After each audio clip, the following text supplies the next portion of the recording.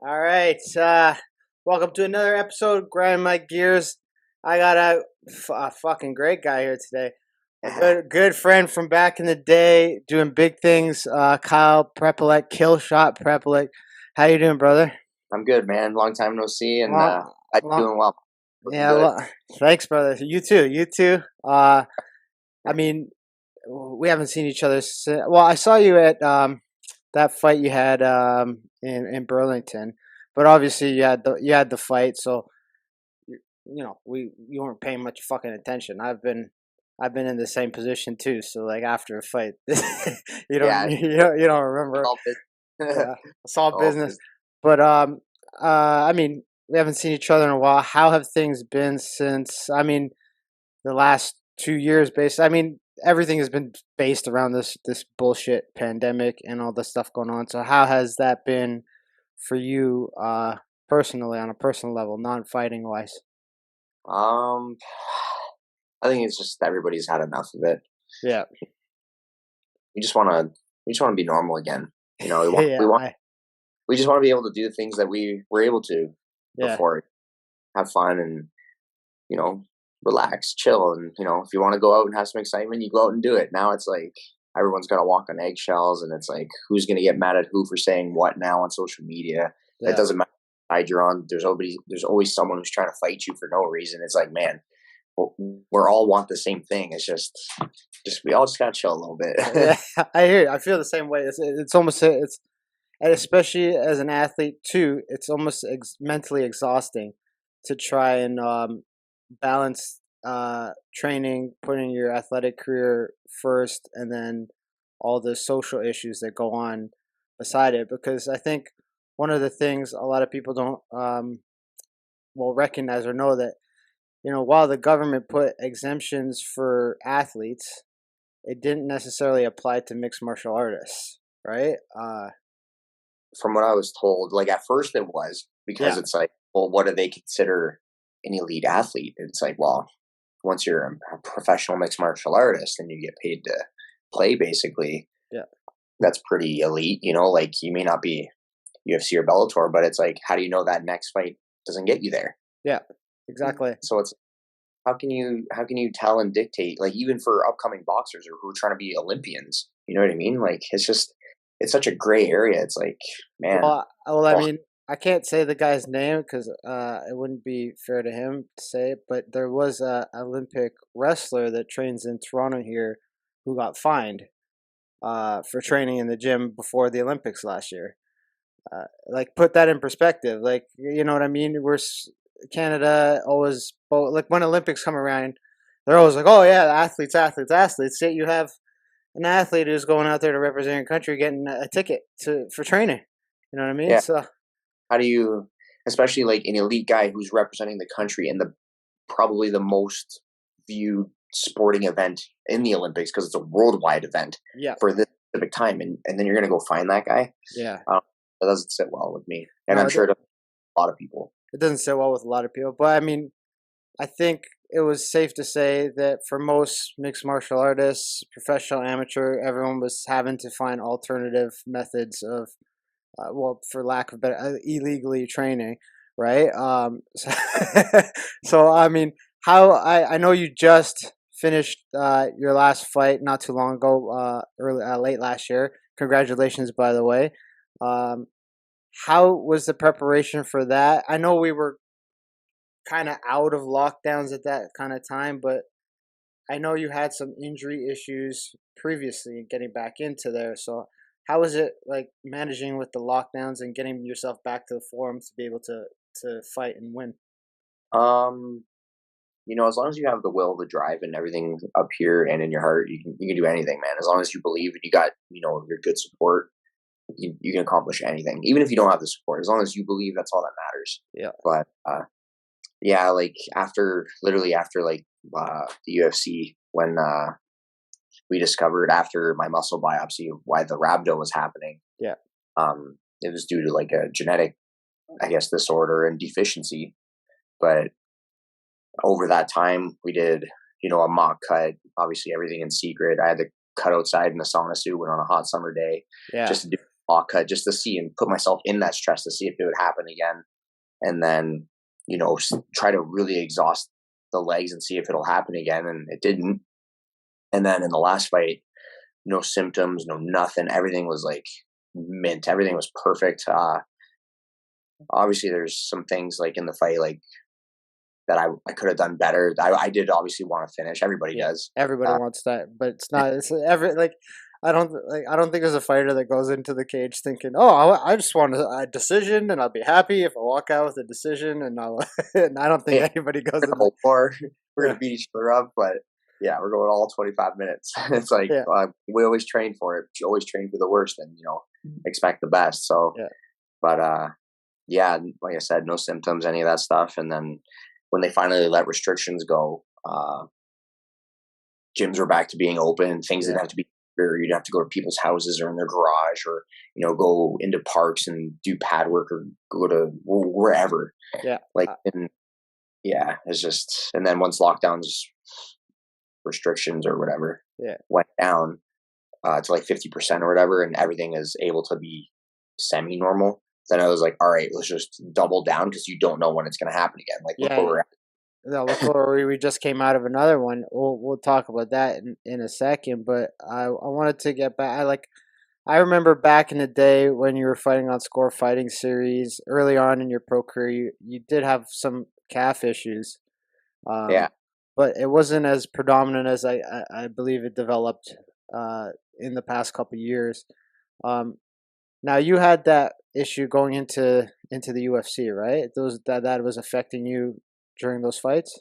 Not the 170 fight, just because I was walking around like 170, 174. So when I fought, like just walking in there perfectly healthy, nothing like.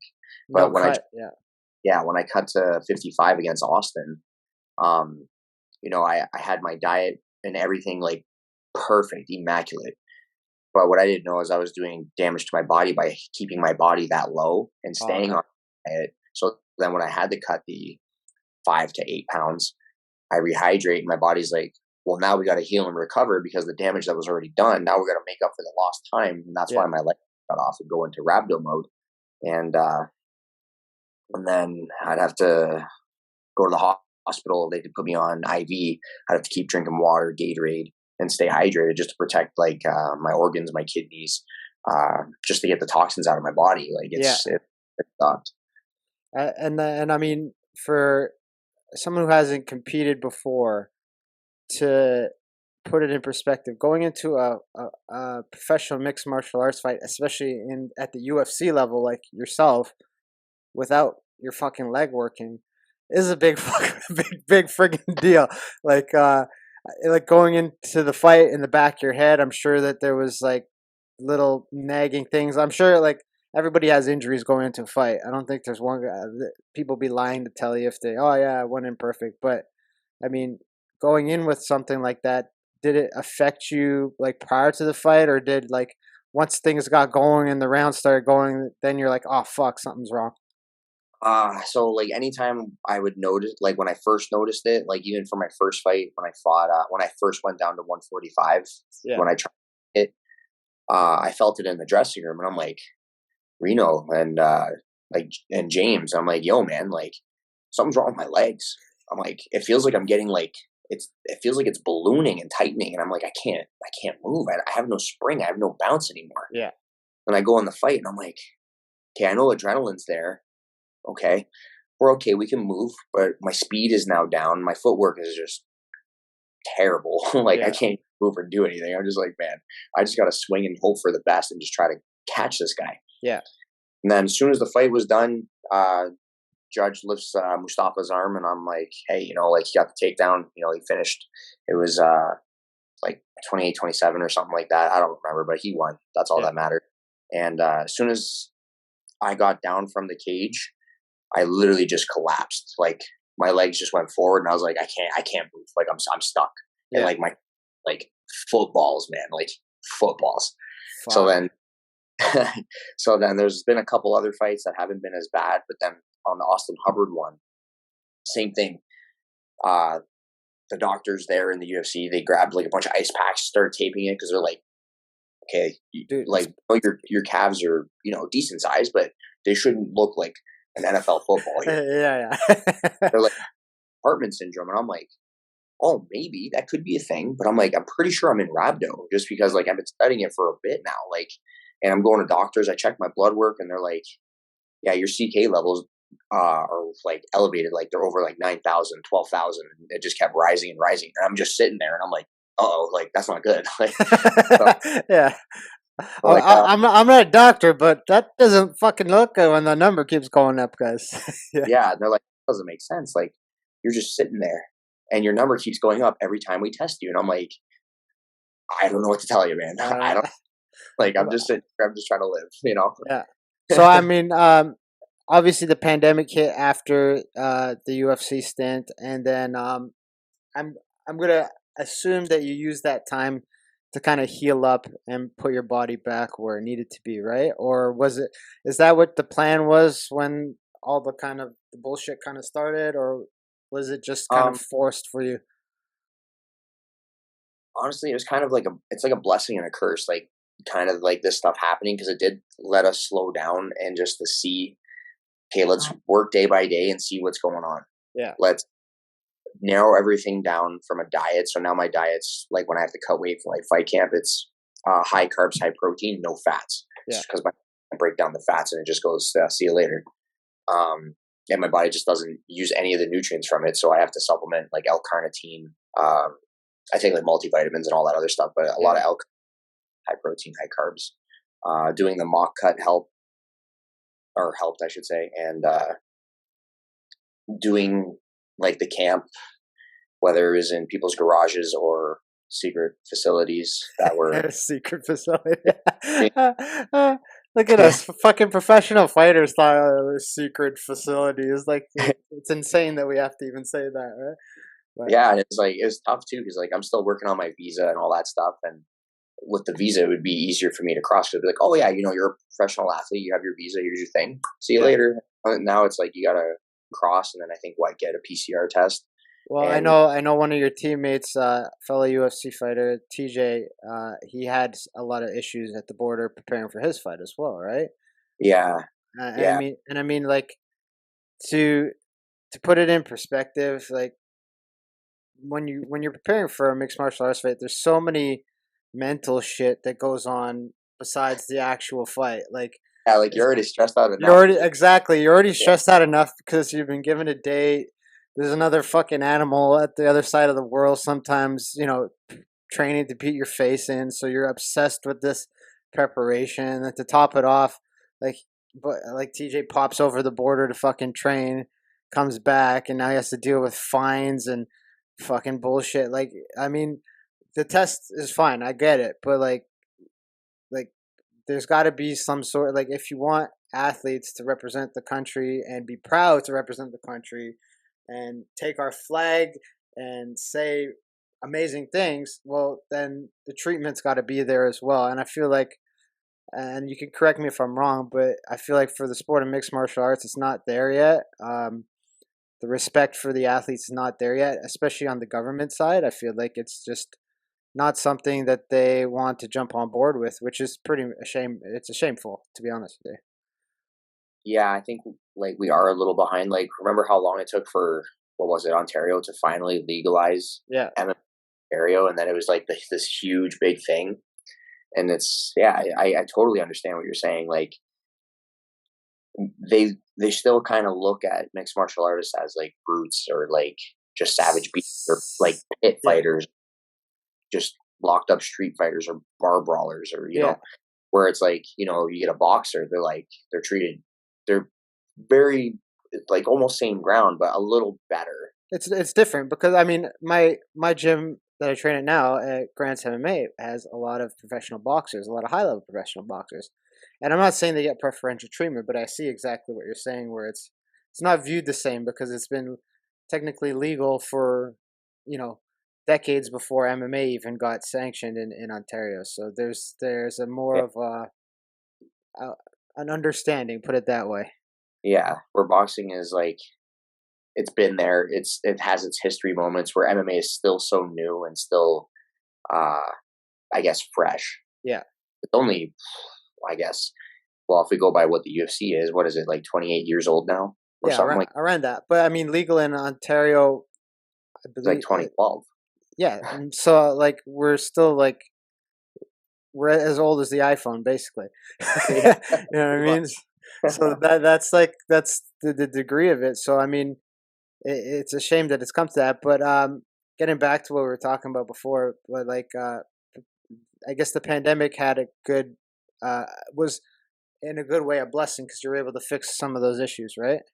Yeah, there wasn't as much of a rush where it's like we can narrow things down, study things, and my girlfriend and well, I guess fiance now because we're engaged. Oh, Um, congratulations! because she's a nurse, and Yeah.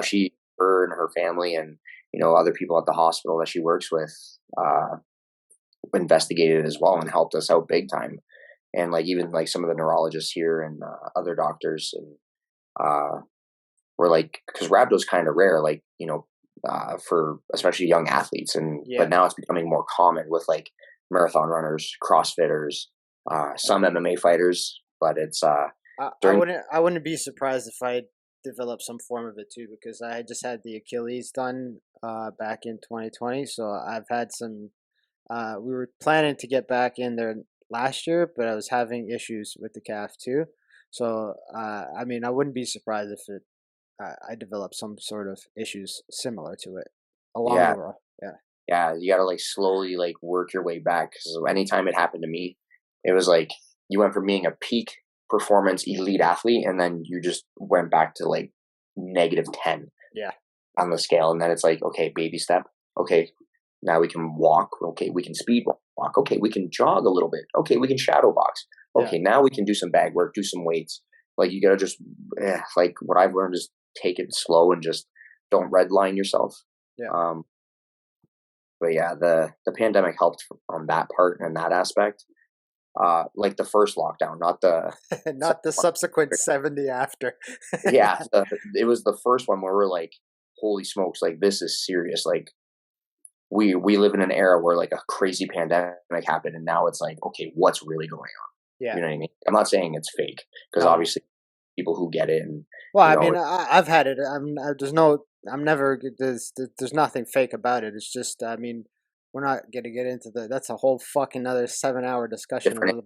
of that's a different animal, the politics of the pandemic. But I don't think anyone ever, well, any rational human being ever thought it was not a real disease. Like I've had it. It punched me in the fucking gut. I've had it. It took me out for a couple of days, but I think we're more along the lines of the measures, especially for athletes and gyms in specific. Now I know like Reno has an amazing facility out in Windsor, and you know I like to ask everybody about the effects it has on gyms and business owners like Reno because I don't think it's been talked about enough, and I don't think it's been. I think it's been shoved aside the negative repercussions that this has had, not just on athletes, but on people who are putting all that finance, all that effort, all that work, everything that he's built out there, and then 2 years, it's gotta have had a big effect, especially for a town like Windsor where there's not many places, right? Yeah, well, we have one, two, three, four, maybe four at most. There you go. But it's like, man, these business owners, like, if they weren't doing other things or working another job, they would have been killed. You Yeah, know what I mean? Like, it's a good thing Reno is smart with his money, and like he took a big hit too with his own personal finance, where it's like the gym's supposed to grow, build, have this family, like how it always is, and then yeah. create these families, these bonds with all these magnificent people, and then all of a sudden everything gets shut down, and it's like, okay, yeah, there was serve and you get these grants, but it doesn't last long when you have all this overhead and all these bills and all these taxes you have to pay Yeah. on all that with that anyway. Well, I think what gets lost in that message too is that, yeah, there's subsidies, but people quit, right? People have like other people have their own personal finance issues going on outside of the gym. Like the members have, some people might have lost their jobs, some people might have reduction in hours, so they didn't get the same amount of pay, et cetera, et cetera. So they have to cut back in certain areas. And I know there was tons of people, and shout out to everybody who continued their memberships and continue supporting gyms while they were shut down. But not a lot of people were in those financial positions. And so like you can get a subsidy to keep your gym open and not close down. But then when it is open, you've now lost 3, 4, 5, 10, maybe even more members that you have to get back. Right. And then that's revenue gone because there's no subsidy when it's open. Yeah. Right. Yeah. Now it's okay. Now I have to rebuild my brand. I have to reach out more. I have to do more online advertising, word of mouth advertising, display advertising, just anywhere, or just to rebrand yourself to get all these new members. And it's just like, how many times are you gonna have to do this? Like, how many more restrictions? How many more lockdowns? How many more times you have to keep resetting? And especially when it's being said by, doctors and all these, I guess I would say scientists, where it's like, the better your health is, the better chance you have. Yeah. So it's okay, eat well, work out, move your blood around, move your body around, do your thing. Okay, that's what a gym does. Yeah. Your mental health, good for your physical health. Well, what's the here, Well, I mean that I think it's safe to say common sense was lost with a lot of the a lot of that kind of stuff. But I think that also came from the fact that a lot of politicians in general, they don't work out. It's simple as that. They don't exercise. They don't treat themselves in that same manner as like me, you, or some of our clients do. So they quite don't understand. And I mean, I just did a podcast with Krusaji from Pound for Pound here, and we were talking about how mixed martial arts gyms, CrossFit gyms, gyms that do classes in general, they provide that sense of community that you were just talking about. Where like it's not always about working out and lifting weights and punching shit and getting ready for fights. It's about like sometimes I just fucking show up to the gym, roll to a couple rounds, and we shoot the shit and we have fun and we just talk shit for like 20, 30 minutes after while we're stretching, and that's like therapy. You know what I mean? Yeah, exactly. It's your mental health and your physical health. It's even if you're not like you said, busting your ass or working for a fight. It's creating these bonds with new people, and you get to just enjoy everyone's well-being because there's no politics there. It's exactly. you, me. We talk about our families, our pets. Oh, this new bar, this new restaurant. Oh, we should go try it. All right, let's go. Oh, you can eat sushi. Let's go. Like Taco Bell. I remember my last meal with you guys at fucking in Windsor before I moved back here. You guys took me to Taco Bell. Taco Bell, where it's at, man. So your last fight, after the layoff, tough fight, right? Tough opponent. How did you feel going into that, and how did you feel coming out with? Obviously, you got the results you wanted. How did you feel, physically, mentally after the layoff and the UFC and the transition from the UFC going into that one?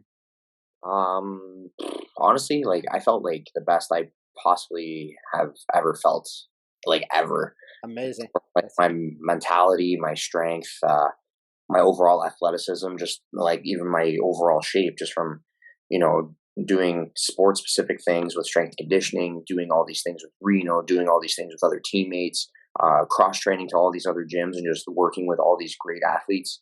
I felt the best I've ever felt, and obviously I wanted to highlight reel. Everybody does, but I got the decision. Even for the full 25 minutes, I still had, I would say, 90% of my strength. Like I didn't expect to just randomly pick up Dufour and just slam him in the last like 10 seconds and then just try to smash him out. But it just happened, and I was like, man, I feel good. Like, wow.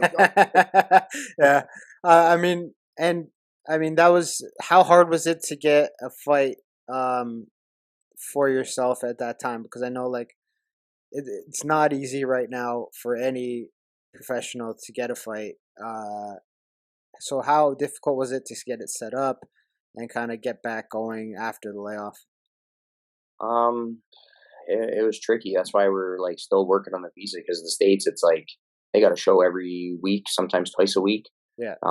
And I'm like, all right, I'm going to drop this amount of money because this is an investment for future purposes. Yeah. I'm still waiting on it, which is okay. I understand just because of the whole COVID thing and, everything going on, and it's a process. For Canada, it just, whatever opportunity was there, you had to go and take, because you don't know, like, if you're going to be open and free or if you're going to be restricted. So it's like, oh, we're going to go and we're going to take it. Like, this is it. Enjoy yourself after the job is done, and then, stay ready. That way you don't have to get ready. Yeah, exactly. And that's exactly what I'm being told now too, because we're getting ready to get my ass back in there, and it's like, ideally I would love, after a long layoff and a surgery, to like, hey, here's 12 weeks, here's the fucking date, get yourself ready. But my coach is like, dude, it's not gonna work out like that. We're gonna set a timeline where we want to get you in there and look for shit, but we got to stay ready. You got to keep your weight low. You got to keep eating right, and whatever pops up, we're gonna have to, smartly take it. Obviously, right? Not just fucking. Yeah, everything's got to be calculated, because it is a business at the same time. Yeah. You can't just. It would only take you about 8 to 10 weeks, and you're going to be a shark anyway. So Yeah, I know. I know. My biggest issue, and I don't know if it was the same in Windsor. My biggest issue was getting the grappling work in, because it's very easy during restrictions and all that kind of stuff.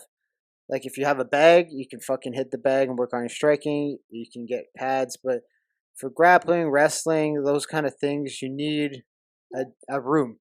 You know what I mean? You need a room. You need mats. You need high level guys. You need coaching. You can't, like, I can easily get a bunch of guys together and roll. It's not a fucking problem. But preparing for an actual opponent is not just getting together and rolling. So I found it just very difficult to get that aspect of mixed martial arts trained during the last years. Do you find that it was the same for you as well? See, it's crazy, because my last fight camp, until restrictions were like open, I only had 2 sparring sessions. Jeez. So I only got to spar twice. Yeah. Wow. So 2 different gyms, got to spar, do some MMA work. But for like grappling and all that, because we have like Tecumseh Jiu-Jitsu, the hybrid, and MTC, so all the guys of the small, like, high level guys, get together. We'd all gather wherever, different location, whatever location, and we would just work. We would drill. We would do situational stuff. So it would be like a hard hour, 2 hours, and then with different people, different things, work technique, and then we would just go about our day. And then, all right, let's go for a run, or anything. All right, now it's time for pads. Where it was crazy, because like I said, I only sparred twice, and it was when restrictions were lifted. Before that, it was just strictly all like grappling, all rolling. Yeah, and and do you find that when you don't spar as much as we're used to, it's kind of a little bit better? Okay, let me clarify what I'm trying to get at, because it's a stupid statement. I just heard it in my head. I know we have to spar. Timing, all that kind of stuff comes from the sparring. Timing, mentality, all that kind of stuff. But I found that, like, when shit is wide open, when there's no restrictions and you can do whatever the fuck you want, my dumb fighter brain wants to spar more than I should. Yes, exactly. Whereas when there's a kind of a limit on it, you're able to kind of protect the thing that, this thing up here, the brain. Smart. A little bit more, because it's not as readily available. Do you think that it somehow, in a weird way, it kind of was beneficial, or no? Yes and no, because if you hard spar, let's say like bi-weekly, to get to like that, just to feel that pressure, that pace, I think that's good. I think a lot of like technical sparring, between anywhere from like 60 to 80%, I think that's perfect. Yeah, where you just move and flow, and then put it all together, and then do your positional, your wall work, your all that other stuff. Yeah. Other than that, I think, like I said, maybe sparring a couple times a month at most, like real sparring. Yeah. Like real sparring is like, that's it. Because like I said, like I only sparred twice, and I felt great. Like my sharpness and like my fight IQ and just being able to see the shots and just being able to be like, oh, I can slip and I can duck these. Yeah. Oh, here's a takedown. Like, oh my God. Like, you're not like, I guess, like numbed to the point where you're like, oh, okay, these things are here. I'm just going to do something and then go for it. You're reacting and going, you're reacting and going. Yeah, you're actually analyzing a situation instead of just like brutally using your skill set to just like get through it, so to speak. Yeah. Yeah, and that's a difficult balance to find for most athletes, I think, in any sport, right? Because you have these athletic gifts, athletic talents to kind of let you get away with shit. Like, you know what I mean? There's certain positions where I know like my hips are good enough. I'm like, I can fuck around here and get away with a lot of bad shit. But then, in a real situation, in a real fight, it can also get you severely hurt. It really hurt. Yeah. Yeah, against a really good opponent. And like, especially for you, you're competing with high level guys, UFC world class level fighters. Now you got a big one coming up in a few weeks. Yeah. Against a fellow Canadian. Now I don't ask this question because I think when media asks that question, it's stupid. Like, what's your game plan? Like, fuck off! I'm not gonna tell you my game plan. No, here's word for word what I'm planning to do with my coaches. No, but like, how are you feeling about this fight and this specific opponent? I know it's a fellow Canadian ex UFC fighter. You know, Shane looks like he's hungry. He's ready to go. He's been getting himself back in there. So how are you feeling about this one coming up? I feel good. Like, ever since the Dufour fight, I'm still like doing my things. I'm still strength conditioning. I'm still, drilling and trying to master those basics. I feel excellent athletically, cardio wise, strength wise, fight IQ, all that stuff. I feel great. Like, I know you don't, like you said, you don't ask that question, but it's like, man, at the end of the day, like, the game plan goes out of the water and you just fight. Yeah. You stick to your guns. Yeah. And I mean, so where's this fight? Where's this fight? This one's in the US, right? This one's in Edmonton. Okay, so it's in Canada, so it's not too bad of a travel. So preparation wise now, I know we said we were gonna get back to it. Obviously after your last fight, we went to a fucking lockdown again. Because the government is fucking retarded. So like, obviously that's got to have had some effect on your preparations. How have you kind of adjusted? I know that this is like the fourth or fifth time we've done this adjustment. So how has it been preparing for this one as opposed to the last couple during the lockdowns? I would say like very similar. Just adjust as things go, and as long as we get the work in and do the right things, whether it's working with an elite wrestler or an elite striker or an elite mixed martial artist, and then, just specific things for pads or specific things in positional stuff okay, this is what he's good at. Okay, we're going to nullify that. We're going to neutralize that. All right, this is what you're good at. All right, we're going to do this. Yeah. And then it's just all those things that create good habits. And it's just, it makes everything like up here feel better. So you're more confident. You're more ready to go. Like, you won't have any doubts no matter what. Like, every fight's uncomfortable. You get to a point where you're like, man, we're stupid for doing this. And then after, you're like, this was sick. I'm ready. Yeah, I only feel that way for like 10 minutes after, and then I'm like, then you get that dumb question. Someone's like, "Oh, congratulations! So when's the next one?" I'm like, "Motherfucker, I just got out of there." Let me chill for a bit. Let me be a human being for a little bit. My face is still fucking hurting. Like, I want to be a human being for a couple. Like, that's happened to me every time I fight. I'll fight. Someone will be like, "Hey, great job. When's the next one?" I'm like, can I eat first? And then we can finish eating. We'll talk about this after, man. Yeah. But I mean, so you got this big one coming up. Now a win here against such a good guy like Shane really puts you back in the mix to get back in the UFC. Is that the ultimate goal? Obviously, everyone wants to get back in the UFC and compete at that level. You feel like this is the one that's going to put you there?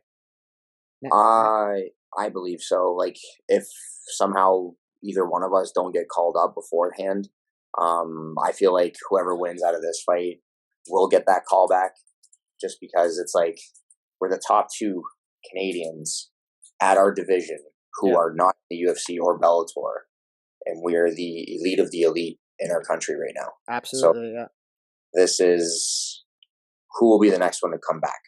So it's basically just a comeback season fight for both of us. Yeah. So, I mean, that puts a little bit more pressure on it, but I mean, you've been in those situations before, right?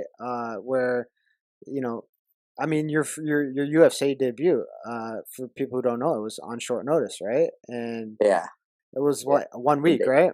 Yeah, 7 days or 6 days, a week. But yeah, a week against a guy in a different weight class, no problem. I'll fucking do it, right? Yeah, why not? It's just everybody. If anyone gets touched, right? Everybody's brain's the same. We all work the same way. It's just, can somebody handle it or not handle it? That's all.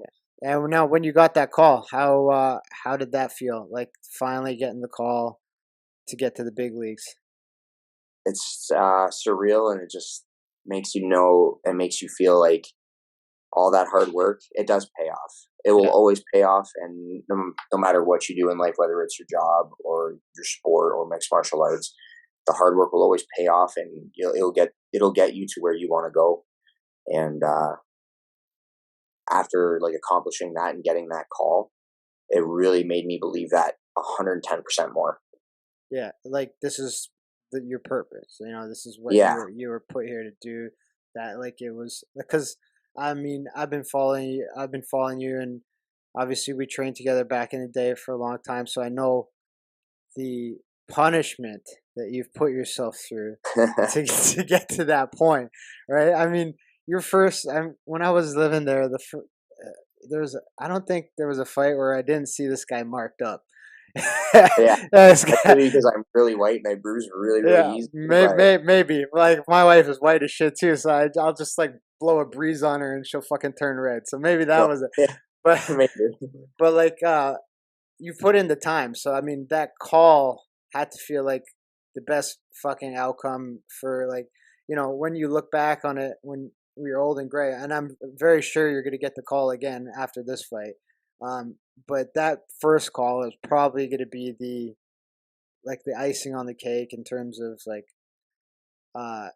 the work that was put in to get to this point, not by just you too, because it's the coaches as well, right?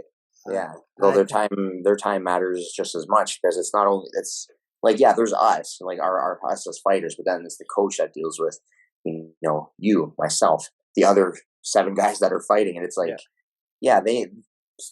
Is their goal the same as yours or mine?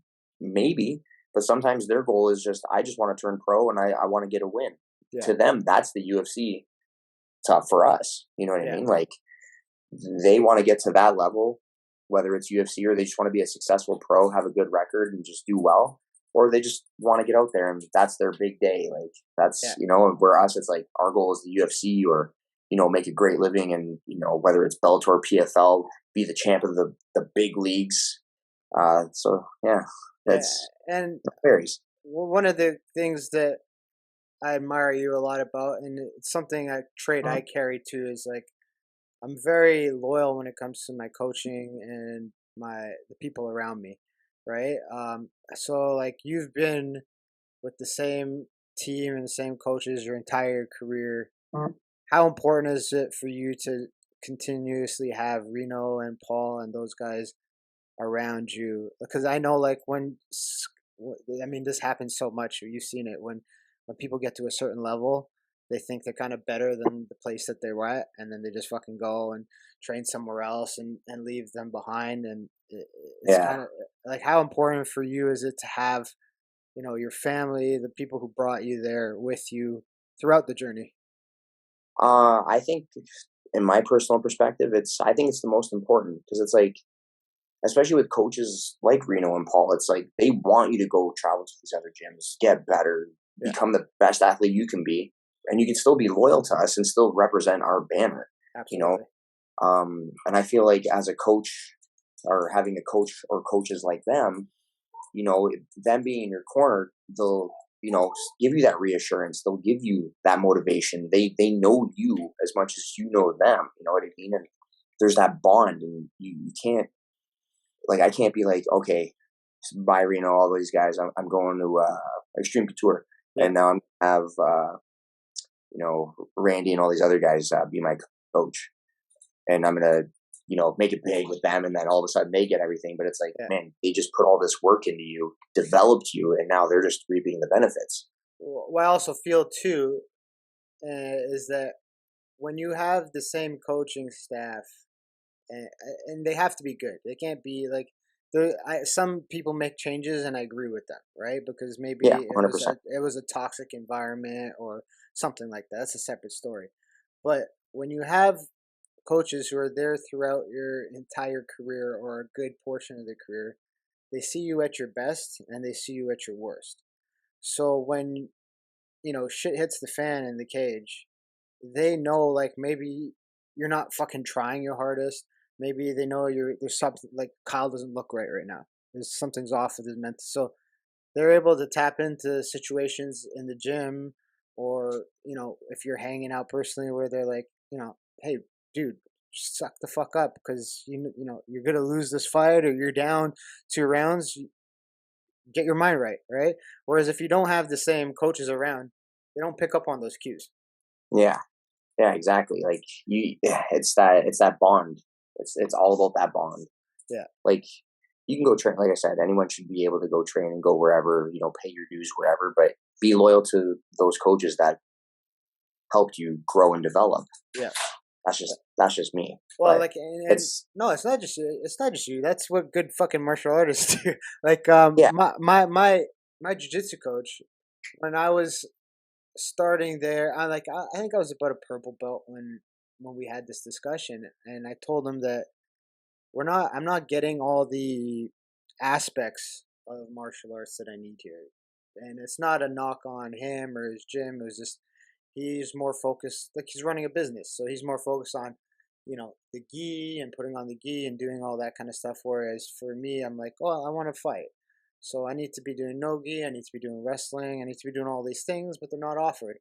And, and that's where the ego aside, good coaches are able to do that. Like you just said, he's like, go train at all those other places, because I know that you're a loyal student and you'll still be back here. And I think that's missing in some aspects of mixed martial arts. Yeah. Well, for me, as like a great example would be, if you look at all the greats, look who's been in their corners most of their career, like GSP, Khabib, DC, even like John Jones. I know that's a different issue, but even like, all those great athletes, they still had their OG coaches because their loyalty. Yeah. You know what I mean? Especially with like Khabib, or even like the American Top Team guys. Yeah. They all stay with those guys, and they just train, cross train, or they bring people in, and they just stay with them. They're not hopping to gym to gym to gym to gym, and then sometimes it works out, sometimes it doesn't. But it's like, well, I'm gonna give you a good example of a former foe where it didn't work out. Kevin Lee, right? I was just about to right? Wait, this sounds familiar, because I just seen that he posted something about he's going to a new place. Yeah, and so like I'm gonna give him his respect, because I respect him as a fighter. He's a great athlete and a great fighter, and he's done a lot of. He's competed against some of the best in the fucking world, and he's still doing it. But I think one of the issues where he ran into problems was when things went wrong. And when I say wrong, a simple loss, he overthought it too much. Like it was somebody's fault. It was somebody's fault, but his own, right? And I think that's where a lot of athletes, not just in mixed martial arts, they fuck this piece up. Like, you lose. Okay, losing is part of sport. You have to accept that. But the loss isn't the coach's fault. 99% of the time, it's something you did. Yeah, or it's somewhere up here. It's somewhere up here. And like for an athlete like him, when I watch him fight, it's exactly what you just said. It's up here. Because athletically, he's gifted. He's a specimen. He's a specimen. Like, guy's got abs on abs on abs.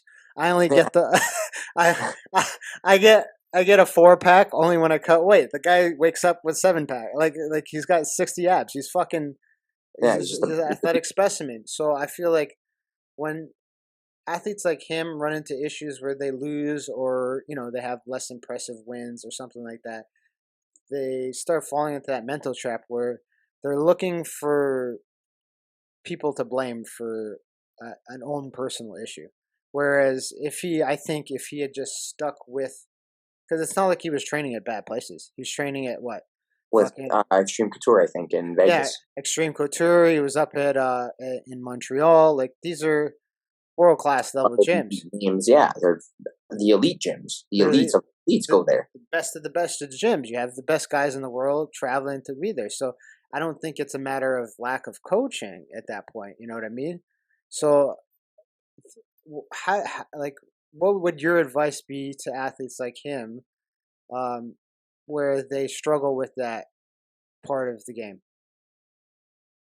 Uh, for me, I would say like you need to sit down with like your group, and you need to do some, I guess, communication. Like, okay, where am I shitting the bed? Okay, where do I need to improve? What do I need to do? Do I need to see like a sports psychiatrist just to help my mental game? Do I Yeah, have to, do these things? What do I reassess? It's like I already, especially when you're at that point, it's like you already have the skill set. You know how to fight. yeah, You know how to spar. You know how to roll. You know how to wrestle. You know how to do all these things.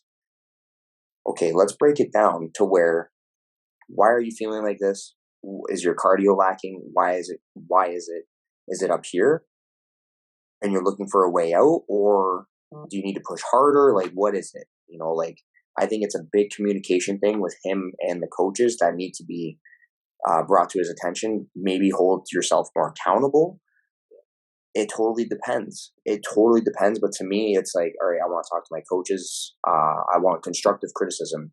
I don't want like it. If you're gonna like verbally abuse me, at least do it constructively so I can learn that. yeah, yeah. You And know. and like and I think that one of the things that I missed, and this is me personally, was when I've had injuries just like you, and my career has been riddled with injuries, like surgery after surgery, Yeah, knee and surgery, Achilles. knee surgery, pec surgery, Yeah, I was fucking gonna say now like your they kill. shoulder, your jaw blade. Yeah, I tore the pec Yeah, in 20 is that 17? 2018 after I fought King of the Cage, and then 2019 I was recovering.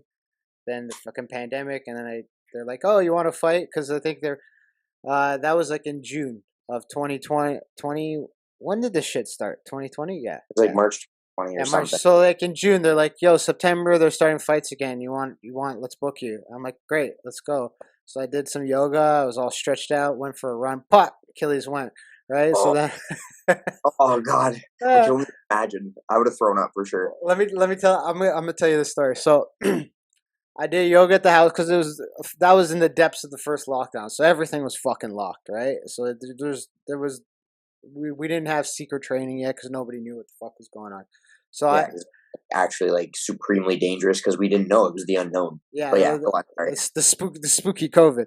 Anyway, I did a fucking hour-long yoga session online, and so I'm stretched out. I'm ready to go. I'm like, okay. So I hop in the car and I drive to a field like 4 minutes away from my place. Nothing crazy.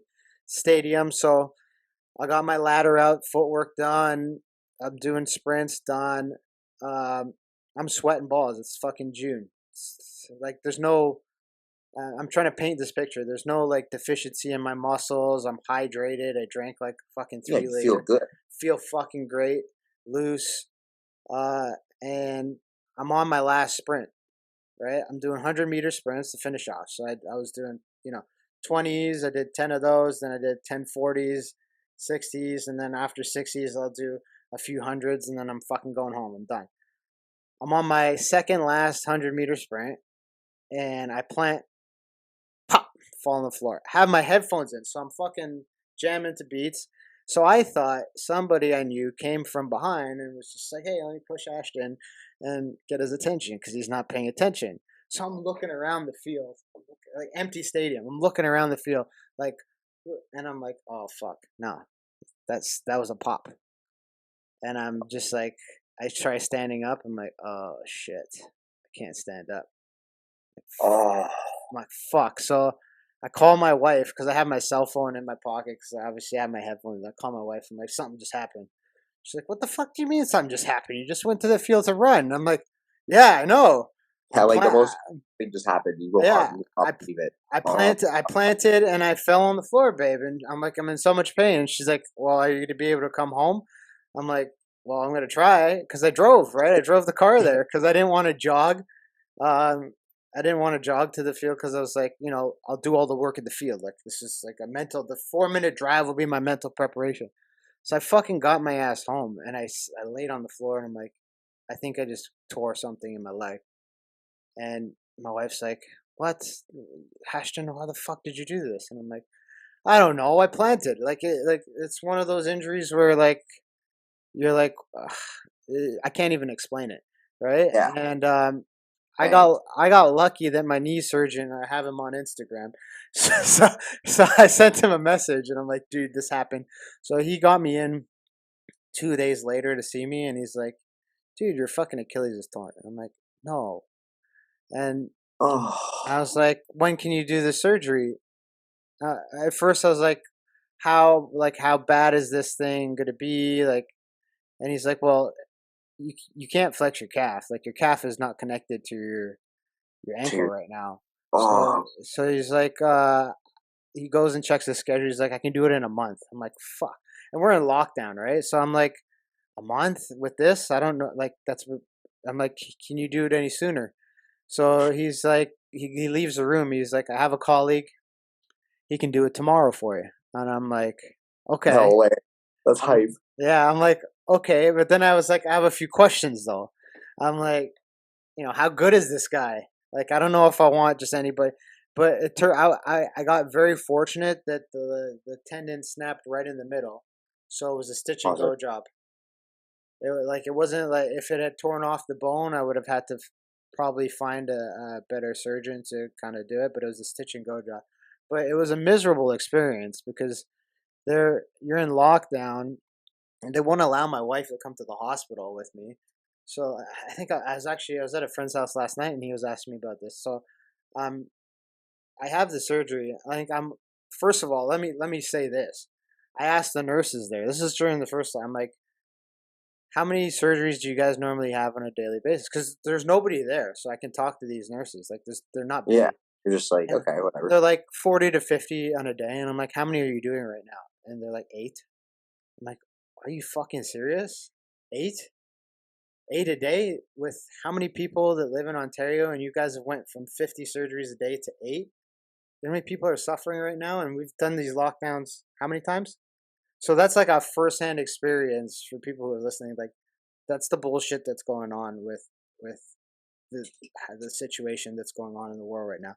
Like you can't.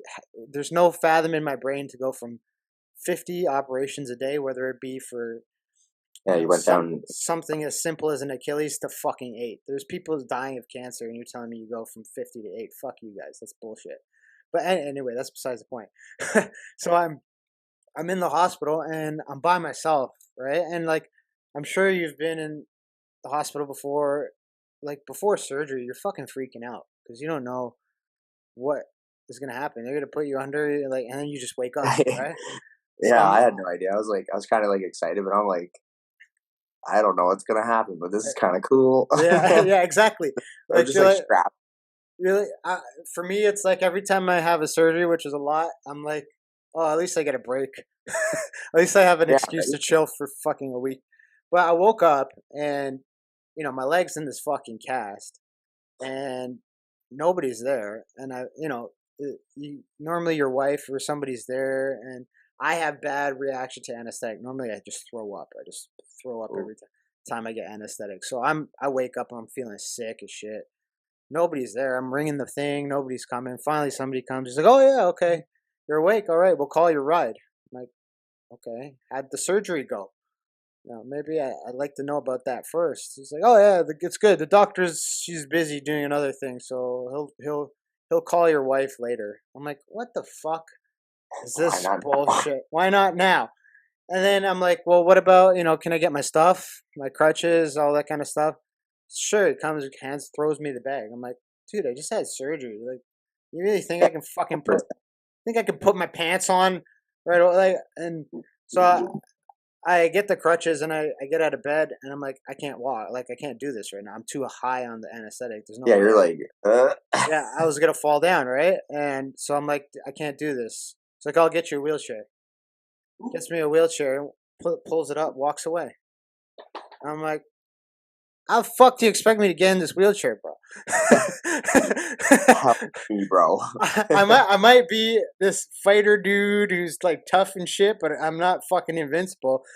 And Yeah, so human. I'm really adapted to pain. Like, yeah, I can do this, but I can't do this right now. so he gets me in the fucking chair, and then they leave again, and I'm like, well, how am I gonna get to my ride? Like, it was like, I've done a few surgeries. It was quite possibly the worst experience I've had in a hospital, and I had different nurses, but I feel like because of all the shit with the pandemic, it really has Canadian healthcare has really shit the bed, right? From this, and like I've had, there's a girl in my church who she recently got the vaccine, and she had a negative side effect where she was bleeding from her lady parts really badly, right? Profusely. Yeah, And she's from India, so this is her first time at a Canadian hospital, and she's telling me this story, and I'm just getting angry, right? Because I'm just like, what the fuck are we doing here? So she had a negative effect, which happens, right? We're not talking about that shit right now. But she had a negative effect. She goes to emergency. They make her sit there for 6 hours before a doctor even sees her, and they're like, "Oh yeah, there's nothing we can do for you. Here's some antibiotics. Send her home." She's still bleeding. So she was bleeding she was having her bleeding out of her lady parts for, I think, 3 days, and no help. And she told me when I saw her last week, she told me that if she was in India, there's no way that they would have left her untreated. They would have done, within 5 minutes of getting into that hospital, they would have done everything they could have to help her. And she's like, as a foreigner, she was ashamed of. She was excited to move here, and like now she's yeah. like, Like everybody. Yeah, she's like ashamed that that's the healthcare system here, and I'm not. That's a separate topic and a thing, but I mean, it's just as athletes too, we rely on the healthcare system quite a bit because we fuck ourselves up, right? But we need their help to help us get our license because ours is still like high level of get every single thing possible. Yeah, and so I mean, it's hard for me to verbalize how disappointed I am and how the healthcare system has kind of let everything down. And I mean, going back to fighting, like fighting in Ontario is probably one of the harder fucking licenses to do. Yep. And like, I mean, to shed some light on it, I did all the medicals last year because I was planning to fight in November. It didn't happen because I was having issues with my calf. So I did all the medicals in October, and I'm like, okay, I have them all done. Let me apply for the license because Yeah. next year I'll be able to. No, you can't use those medicals. What the fuck, man? So like we go through all this effort to get all these tests done, all this, and you can't use those medicals because the calendar year stops in December, so you have to redo all this shit. And I'm like if you were to walk into Michigan, they'd be like, "Oh yeah, you got them all done. Great, let's fucking go. You're in to go." But like, I don't. Do you think it's just because Ontario is so fresh with MMA that it's so difficult, or like? I think they're trying to do it in like, I understand the perspective on their side to make it like safer, just make sure, because there is some incidences like somewhere wherever else in the world, I don't want to name the places, but where guys will go fight, but they already have a concussion, and all of a sudden these guys are dying. Yeah. So it's like that's on the commission, and that's on the medical teams because it's like, why'd you clear this guy? He shouldn't have been cleared. So I can totally see it from their view, but I believe, why isn't it should be, because you said October, so October 2020, so it should be good till October 2021.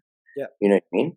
Or it's like, okay, if if this is already good, so why can't I go from December to December and then renew my stuff the following, like January after that December? Yeah, But for me, I think the only thing that should be redone all the time would be blood work, just because anything can happen. I agree.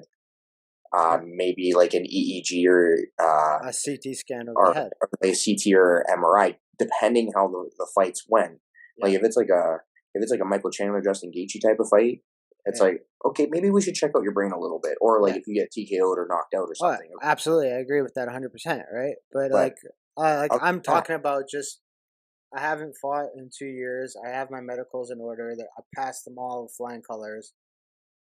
Oh, I'm not. You're not fighting in this calendar year, so you have to redo them. I'm like, not only is that a waste of time and money and well, taxpayer money as well, for, right? yes, it's like I don't. So why can't my physician use that same paper that you guys gave me? Just change the date because it says that it's good for 60 to 90 days, Yeah, except for blood work. So why can't I just hand in all that other stuff and just give you new blood work? yeah. Now, does You know, does the UFC operate the same way in turn like Ontario, or are they a little bit? um, I know like see the way like we've always done it is like if you get licensed in Ontario, you can get licensed basically almost anywhere. Yeah, I know that for sure. For the UFC, whatever tests they have, they will basically just give you an appointment and be like, okay, you need to go here, go get this certain CAT scan that shows like something else inside the brain, like the blood vessels type of Yeah, scan. And they don't accept ophthalmologists for some reason, but they'll take an ophthalmologist yeah, yeah, for the same test, which I'm like, it's kind of weird because they're both dilated eye exams, but I think because the American way is you got to have an ophthalmologist because I don't know if it's just because I the think name different or like the recognition or I don't know. It's the same uh, test. my my best guess, and I don't want anyone to like quote me on this, is like it would be like an ophthalmologist is like a chiropractor. Like, like you can put the doctor in front of it, but you're not a doctor. Whereas an ophthalmologist is a doctor of eyes. I could be Yeah, fucking wrong, but I believe that is the reasoning behind it. But at the same time, like you said, it's the same test. So why the fuck does it matter who signs off on it? You know what I mean? yeah. They're both taking their little drops that burn your eyes for a couple seconds, and then that super bright light where I try to keep my eyes open. I'm like, you're gonna have to just pry your fingers in there because I can't hold it open anymore. Yeah. Now, so we got this. You got this big fight coming up. Because I'll wrap this shit up because I know you got to go to bed soon and got to train and get ready for the week. But Train, go back to training. go back train. But you got this big fight coming up. Now I personally know you're gonna win. That's just me. I know that I have confidence in my boy. Biased But how do you picture this thing going down? Like, how is this? How do you want to make your statement for hey UFC bitch? Let's get me back in there. I just want to dominate wherever it goes. Dominate, show that I am superior in every form and aspect. Whether it's we're against the cage, we're grappling, striking, wrestling, it doesn't matter. I just want to be. I want to be that dominant, complete mixed martial artist. I want to show, like I said, wherever it goes, I will do tons of damage wherever that fight goes. If it stays standing, sweet. If it goes on Yeah, the ground, well, that's fine because either I'm going to get back up and I'm going to take you down, or I'm going to submit you, or I'm going to cut you open, or anything like that. Ideally, for me, if I can get a highlight reel knockout, that'd be sick. We yeah. all want it, We right? We all we all. all want that, but But if it's not a TKO KO, then obviously I would love a submission. But if yeah, I just give me that, and he weathers the storm and he's tough and it goes 3 rounds, I'm cool with that too. I know I'm trained and I'm conditioned well enough to go through all that. Like I just went through with 25 minutes with who I think is another top elite in Canada with Michael Dufour, and yeah. I think and that kid's still young. Like he's gonna be dangerous in a couple He years. now correct me if I'm wrong, but from photographs, he looks fucking chiseled as shit. Which one? Or like when I saw that, like, how big was he when he got in the cage? Like, he looked a lot bigger than from weigh-ins. Oh, Dufour, Michael Yeah, Dufour. yeah, Um, so they said he's like 5'8", and I'm like, well, that doesn't make sense because when I got measured, it says I was like one day I'd be like, depending if I'm wearing whatever shoes, but it'd be like 5'10" or just under 5'10", depending what I'm wearing. And I'm like, dude, you ain't no 5'8". He's the same height. He's got like John Jones reach. Like I think he's got like a 76-inch or inch reach or something. Something like that's massive reach. Big. It was dumb. I'm like, holy smokes! It's like, okay, I got decent reach for my size, but it's like, man, you got another arm on your arm, bro. Like, he's got an arm growing off his arm. This motherfucking like, man, this guy's like Luffy, and he can just stretch his arm out. Like, holy smokes! And like, I mean, it's happened to me where you get into a cage with like you see an opponent on film or whatever, and then like for example, my last guy, when we watched film on him, he was fighting at heavyweight and he was fucking fat and kind of sloppy, and we're like, okay, yeah, let's go. Then I get to the weigh-ins, I'm looking for the guy. I'm like, where the fuck is this motherfucker? And then I see this guy fucking chiseled to the tits. And I'm like, that can't be the same motherfucker. And I'm like, ah, shit. He changed his life. Like, why'd you start dieting when you had to fight me? Fuck. But like, how many times have you gotten in the cage and you looked across and you seen a fucking guy just tanked and you're like, ah, shit, what the fuck am I doing? And then that's kind of how I felt against Nordine, because at weigh-ins I'm like, oh, okay, he ain't that big, and then I see him rehydrate, and I'm like, damn, this guy's huge. I'm like, I gotta try and just like run this guy down and just make sure he doesn't blast me. And that's all he did, was just found his range, just used his IQ, and just started blasting my legs. Yeah. But and that happens a lot of times. There's like one of my teammates, I think you know Urga Segeta, right? Yeah, I don't. Yeah. He fought at a BTC, and he fought this guy from the States, and it might have been on the same card that you fought, Scott. Yeah, I think it was. So he fought this big giant, Hulk motherfucking looking black guy, right? And me and my wife looks in this shit, like we look at it, I'm like, I believe in Urgus, but that motherfucker's big. Right? This is some Goliath shit. Like, yeah, and then the funny thing was, it's like how big that guy was, and then Urgus, like, it's funny when that happens in mixed martial arts, when it's like, because that's how amazing the sport is where like Urgus is not a muscular guy. He carries just like an average looking fucking dude. Those are the dangerous ones. Yeah, and then he just the fight starts and he picks this fucking Goliath up over his head and starts slamming it. I'm like, oh shit, okay. I mean, that happens quite a bit, and yeah, I mean, there's always memes where it's like they have the big muscular fighter and then fucking Daniel Cormier next to them. Who do you think is better? Yeah, it's like DC all the way, the Olympian. If you don't know. Yeah, exactly. Anyway, we've been doing over an hour, so I just wanted to. Yeah, no, I don't care. That flew by. Good conversation, but let everybody know where the fight is. I know it's on UFC Fight Pass. It's for Unified MMA. What's the date on it again? It'll be March 4th on a Friday, I'm pretty sure. March 4th, Friday, UFC Fight Pass, Edmonton, Alberta. Hopefully there's no fucking bullshit going on and that fight takes place. We're praying. We're praying because we want Kyle to get back to the big show and bring a belt, bring a belt home to the fucking Canada. But yeah, so good luck on that fight, man. I know you're gonna do really, really well. I have 100% faith in you, and it was an absolute pleasure getting to catch up with you and do this, man. We'll have to do it. We'll have to do it again once you're back in the show after this fight. Yeah, for sure, my man. Thank you. I appreciate this. This is fun. yeah, man. All right. So that's been another episode. Kyle Prepolec, how can people reach you if they want to even come and train, do some stuff with you? How can they reach you? Just find my Instagram, Facebook. I don't really use Twitter sometimes. Depends. Usually fight nights I'm on it, but other than that, Instagram, Facebook, Twitter, just message, DM, any of that. And if you're in the fucking Windsor area, train with the guy. It's a blessing. It's a blessing to be able to work with them. So thank you a lot for doing this, man. I appreciate it. And thank you. Good luck in a couple of weeks. I know you're gonna smash it. Thank you. I'll do my best as always, brother. All right, man. Thank you. Have a great night, brother. Hey, everybody. Thank you for watching. Please do me a favor. Click the like below.